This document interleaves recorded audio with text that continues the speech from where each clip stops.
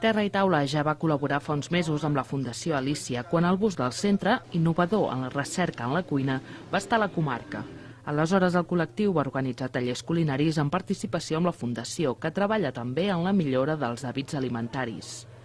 L'apadrinament de Terra i Taula uneix ara aquest objectiu amb la filosofia de promoció dels productes baixpenedesencs. En realitat ja compartim filosofia. Nosaltres podem ajudar, diguéssim, a crear coneixement, com hem fet amb el llibre de la Garrofa, coneixement culinari per donar valor als productes de la terra, o podem estudiar línies de que sigui més sa, que sigui més sostenible, etc. Però al final, sense els productors i sense els cuiners no menjaríem, no? I tampoc tindríem territori. El que hem de fer és el que fa Terra i Taula, buscar sinergies per visibilitzar la importància tant dels productes de proximitat com de la cuina que es pot fer amb aquests productes. És que tot va lligat amb un maridatge de producte, de cuina i de gastronomia, i seguirem treballant, potenciant amb aquest aspecte, no? Amb noves activitats, sempre reevolucionarem o reinventarem perquè aquella gent que ens ha acompanyat aquest any ens pugui seguir acompanyant.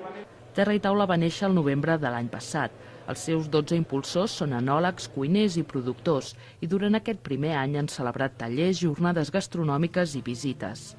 A partir d'ara volen seguir aprofitant l'embranzida de la cuina catalana per donar l'impuls definitiu al potencial baixpenedesenc. Des de fora ens diuen teniu unes coses espectaculars, no? Teniu muntanya, teniu mar, teniu vinya, teniu oliveres, teniu garrofes, teniu horta, tenim moltes coses.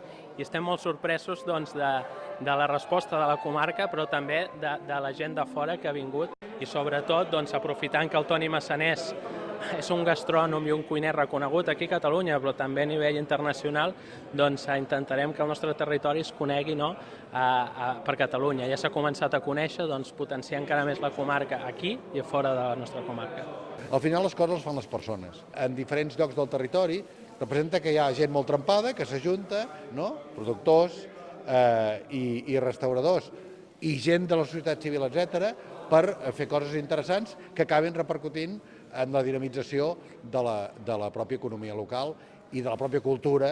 Terra i Taula ha compartit l'aniversari aquest dimarts amb un centenar d'assistents que han pogut degustar tastos de plats elaborats amb garrofa, maridats amb vins del territori i acompanyats de la música del Savoy Jazz Quartet.